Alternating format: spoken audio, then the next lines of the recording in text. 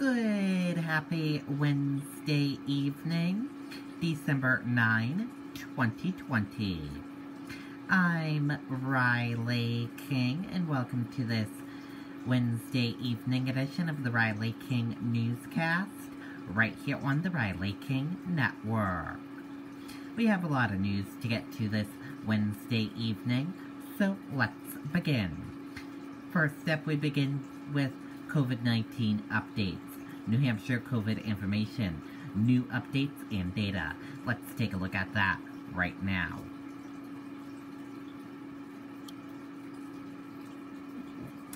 And here is a look at that information for all of you right now. There are 26,623 number of people in New Hampshire have tested positive for COVID-19. 15,137,712 number of people in the United States have tested positive. 566 number of deaths from COVID-19 in New Hampshire. 849 number of people have been hospitalized with COVID-19 in New Hampshire. And 880 number of deaths from COVID-19 in the United States. Now let's take a look at this map of New Hampshire where current cases of COVID-19 are.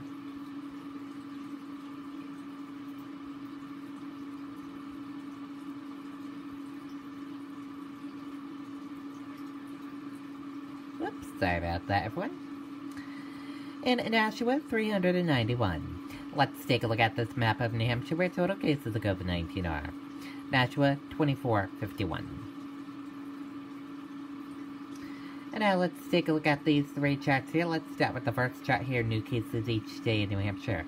The purple, daily new positive COVID-19 cases, orange, new hospitalization, and red, deaths. Let's take a look at this chart here, current cases in the purple, total current COVID-19 cases, in orange, current hospitalization. Let's take a look at this chart here, total cases. The purple, total positive COVID-19 cases, orange, total hospitalization, red, deaths, and blue, recovered.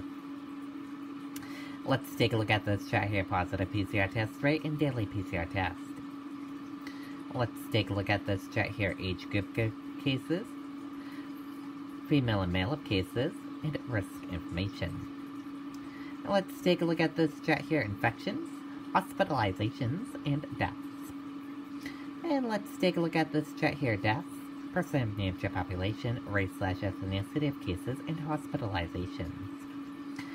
And a reminder, your common symptoms: fever, lack of smell, cough, chills, difficult breathing, nausea, vomiting, and diarrhea. How it spreads, and prevention tips. And be sure to stay with the Riley King Network for the latest of your COVID-19 information.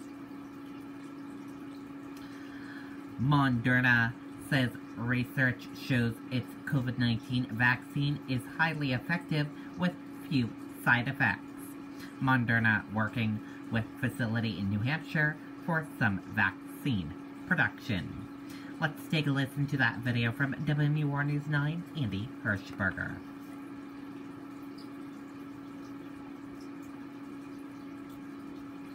Snow piles up quickly.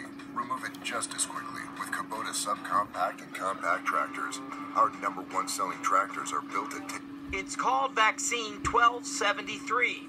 And today, officials from Moderna, the company that's developed and tested this coronavirus vaccine, gave an update on their efforts. For the end of 2020, we will have approximately 20 million doses available for the U.S. market should we obtain emergency use authorization by the end of 2020. Moderna, which is based in Massachusetts and working to produce the vaccine with a company in Portsmouth, conducted clinical trials on 30,000 people of different ages and ethnic backgrounds, along with people with chronic health conditions, and found the vaccine was very effective. When you are vaccinated, after a 2-dose regimen, there is a 94.1% vaccine efficacy. State health officials say they hope to have the first round of vaccines produced by Pfizer in New Hampshire by next week.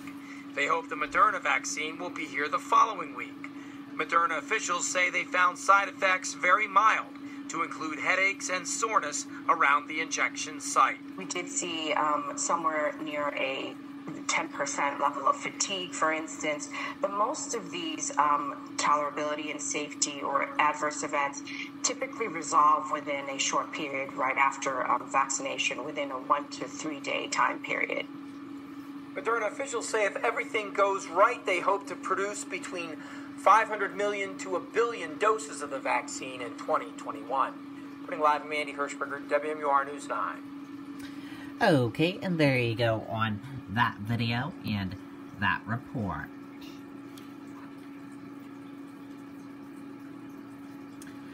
Autopsy results for man found dead after Manchester fire released.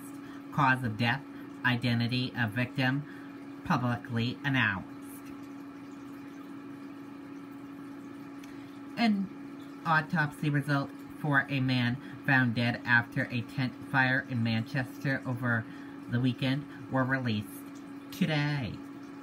The fire was reported around 1 p.m. Saturday behind 168 Willow Street.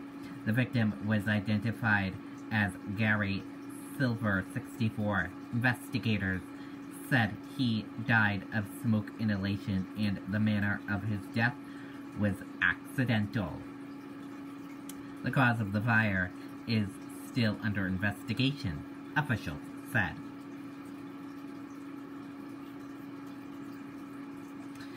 Goffstown teenager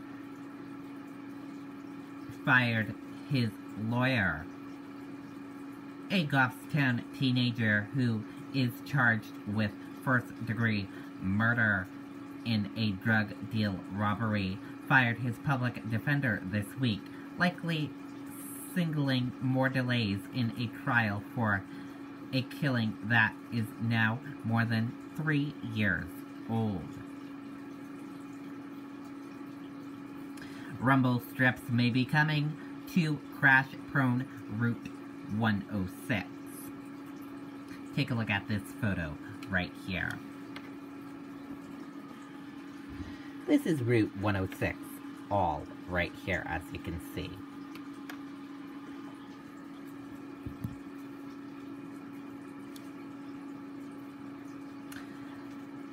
The state is proposing to put rumble strips on 24 miles of Route 106, where several serious or fatal accidents have occurred recently, and say they won't be as noisy as existing rumble strips.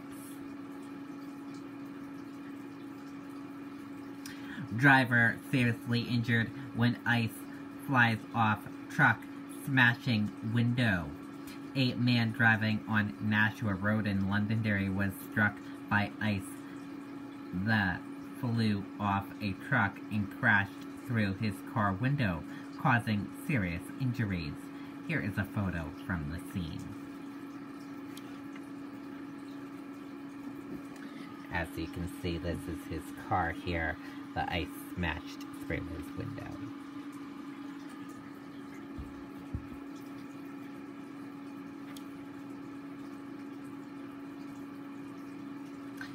Londonderry Fire, Police, and EMS responded to a call Wednesday afternoon for an accident on Nashua Road, west of Young Road. On their arrival, they found a vehicle pulled over with the driver of a vehicle lying on the ground with serious head injuries. Police quickly determined that ice had flown off a truck traveling west on Nashua Road.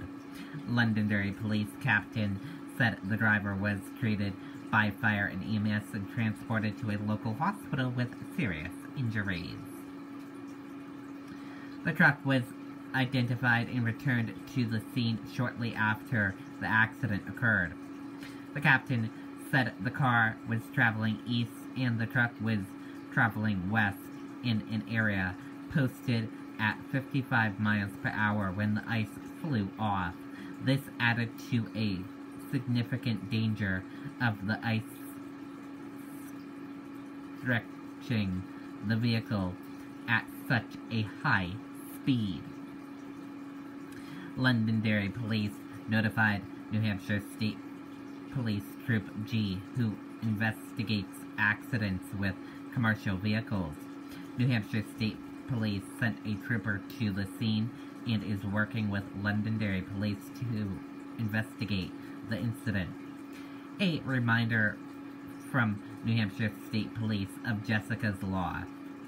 Negligent driving, whoever upon any way drives a vehicle negligent or causing a vehicle to be driven negligently, A defined in RSA 62.6.2, or in a manner of endangers or is likely to endanger any person or property, shall be guilty of a violation and shall be fined not less than $250 nor more than $500 for the first offense, and not less than $500 nor more than $1,000 for the second or multiple offenses.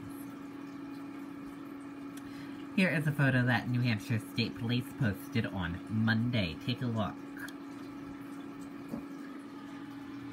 This vehicle failed to complete in cleaning off the car all the way, as you can see there.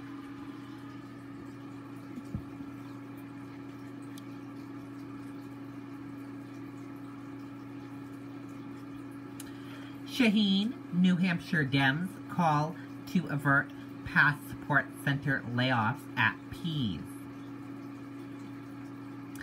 Senator Jeanne Shaheen and New Hampshire's Democrat congressional delegation on Tuesday urged congressional appropriations leadership to avert mass layoffs at the National Passport Center at Pease International Trade Port in Portsmouth and other passport centers nationally. A letter from Shaheen, a senior member of the Senate Foreign Relations and Appointations Committee, along with Senator Maggie Hassan, Reps Annie Custer and Chris Pappas, calls for financial relief to the agency in any COVID-19 package. The job cuts have come as passport demand has declined due to COVID-19 and the State Department's decision to cut jobs of hundreds of contract employees, according to Shaheen.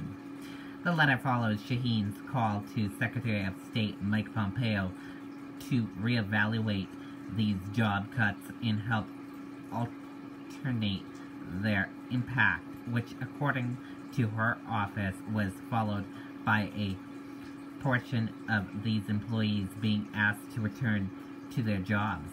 The National Passport Center in Portsmouth is the nation's largest passport processing facility, according to Shaheen's office.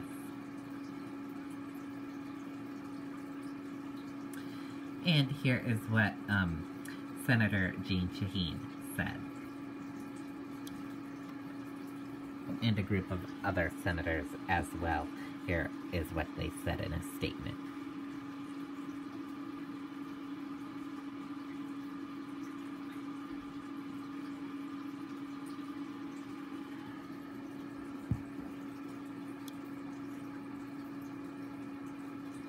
And that does it for this evening edition of the Riley King Newscast, right here on the Riley King Network. Thank you for watching. Have a great rest of your evening. And I'll see you back here tomorrow for another newscast. I'll have Newsday Park coming up in a little bit. Good night and goodbye, everyone.